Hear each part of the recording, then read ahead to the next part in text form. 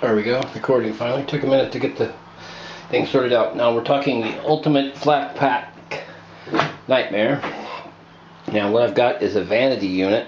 This one is going to go over there.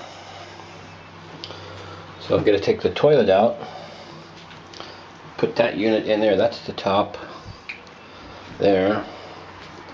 Now somehow I've got to get this over there where the toilet is and mount it on the wall for the new unit. And it doesn't look like it's going to be easy. So we're going to have a go, see what we can do. The height of the drain down there is going to be a big problem. But the tiles are looking pretty good today. Fairly happy with those. Well, if you're doing one of these, you can't do this toilet separate. This piece has to go on, and it has to be connected to the to the tap unit, sink unit at the same time. So the sink unit has to be in place. Otherwise you're never going to get it in there. So to fit this, I've had to cut the bottom out. So that goes in there like that. And then you have to cut the top out. So that goes in the top.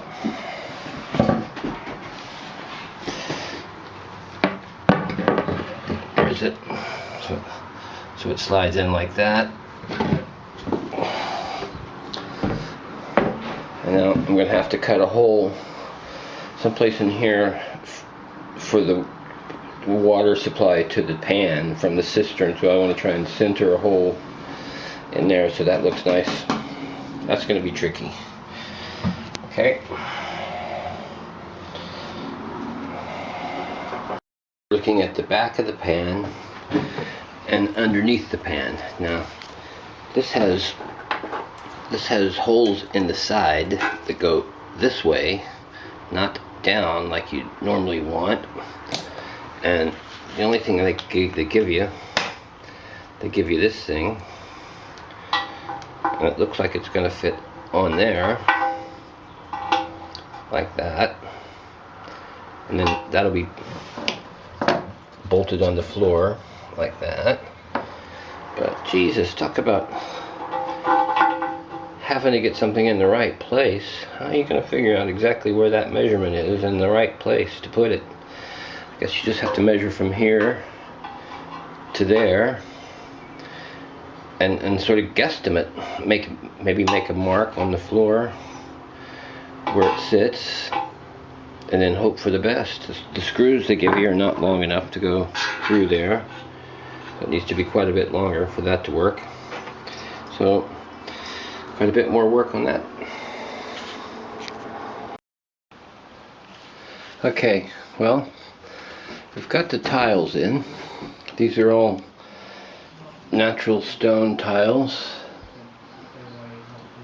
Every one that needs to be cut has to be cut on a wet saw. So I'm fairly happy with the way those have turned out. Now today's project is to put some plaster on this wall. Okay, so what I'm doing, I've got a scraper like this, and I'm going around and finding any high spots that need to be knocked down a little bit, because when you put the trowel on there, they'll just end up being bumps if they're not smooth.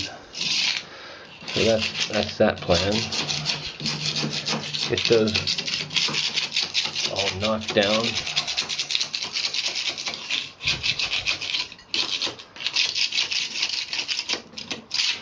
Now, okay, so that's what that was, but the way I did this tiling over here is I put a thin strip of wood on the top of the bathtub so I could get that gap all the way along. It didn't work out quite perfect. You can see a little bit of a gap there.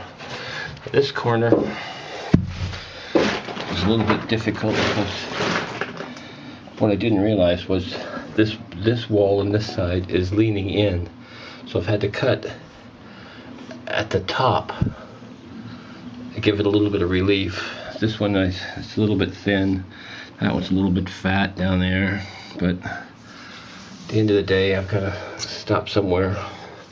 You want to try and keep those as level as possible. That one's sticking up a little bit, same with there. Use these tile spacers to keep the gaps right. When it gets done, you just pull those out or cut them out however you can.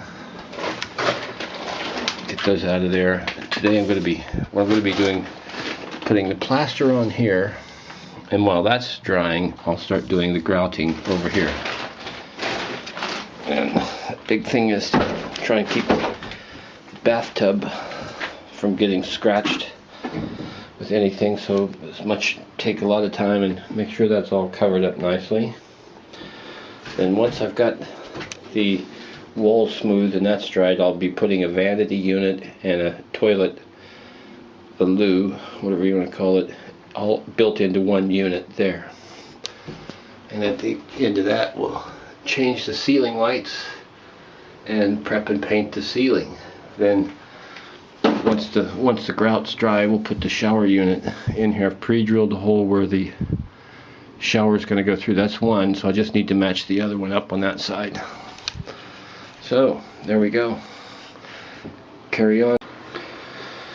Okay, I've taken a tool like this, squeezed it into joints, giving it a good shoving it in there, shoving it into those joints, making sure those joints are nicely packed. Okay, the color has changed now, so that's telling me it's ready to be wiped off. I want these kind of reset, so I don't want them totally full. So now I've got a nice sponge that I'm going to take and I'm going to diagonally wipe those off. Okay, and that's what the undone was.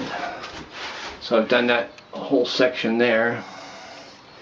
Don't want to do more than that because you have to work it for a while, so make sure you do it. Okay, this is a diamond bit. That's what I use to drill this. Now, to start one of these things off at an angle like that, on this, make a little cut along the bottom, and then with water, I used a bit of plumber's putty underneath to kind of catch it. Used a spray gun to keep spraying it. Now what happened with me was it got in there too far and it got stuck, so you got to be careful not to go too far. I still might have to do a bit with it, but that's the idea with that.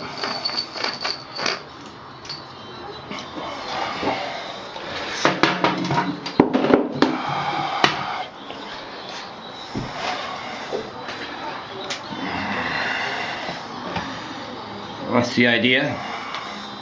This will be the put on there, but compression pipe fittings, nice. Originally I had it up here and it was way too the shower head would have been way too high, so fortunately before I drilled any more holes I lowered it down. There we go.